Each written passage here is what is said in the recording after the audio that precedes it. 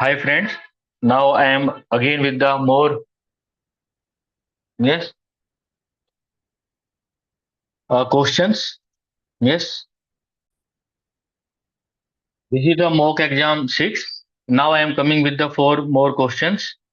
So now going to have this particular the which of the following is an example of condition needed for a dust explosion to occur. So already we have discussed in the classroom what is the criteria for the dust explosion to occur.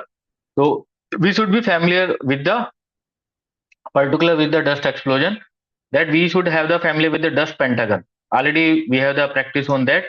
So we have the fuel, then oxygen and heat will be there. Yes.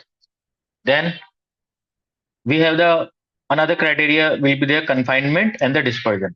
So dispersion related to the airborne part of the particles, and confinement is closed.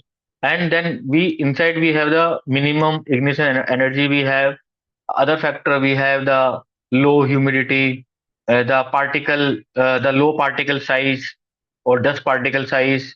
That also other factor also will be considered, and the flammability limits, which should be between the upper and the lower flammability limits.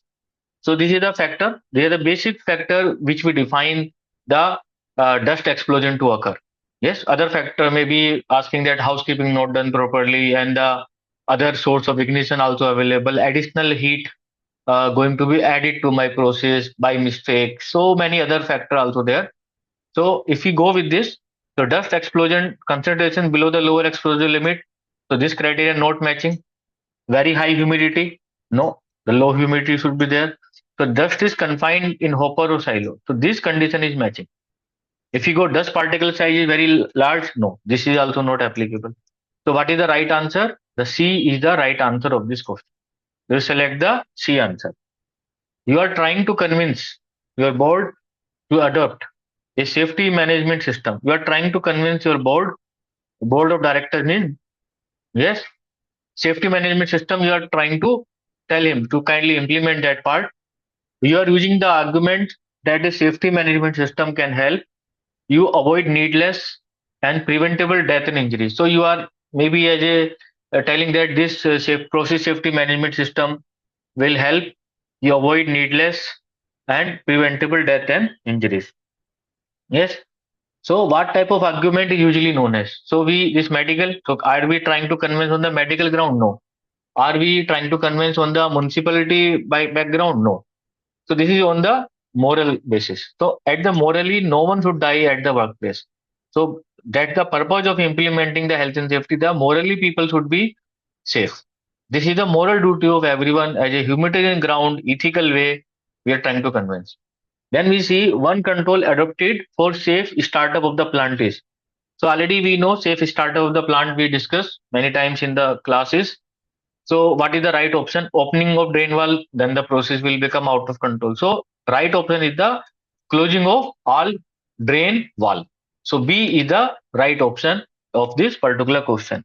So you can read the more about the process safety, startup procedures. Yes, complete. Then we see what is the most important benefit of involving the workers when carrying out the risk assessment. So in the process safety context, we want to involve to the workers. So this is the important part that we need to involve to the workers. Why we need to involve? To gather the detailed practical knowledge about the workplace hazard and risk, because they are more directly involved in that part to gather the practical knowledge. This is the right answer, but I will see the another options also. I will read it to make sure there is a balanced representation of worker and manager. Here, the question not coming of the balanced representation. It's not like a safety committee meeting. There we have to make a equal participation of the worker. So it's not like this. The enable employer and employee to comply fully with the legal requirement. Employer and employee to comply with fully with legal. No. So we are not involving to the worker for the legal requirement. It is the need of the system. It is required for that to reduce resistance and conflict when risk assessment are introduced, to reduce the resistance.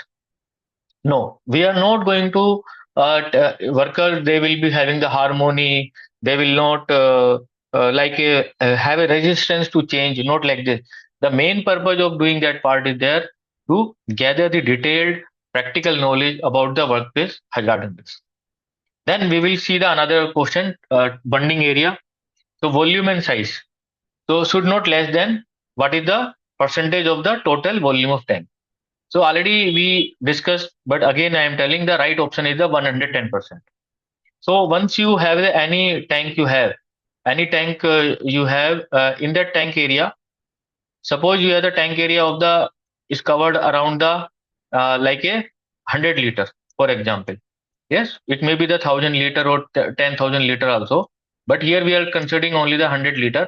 So if any leakage is happening in this particular tank, so my catchment area or my this bunding area should be my around to have the all whatever the all uh, leakage is there, it should cover all the leakage.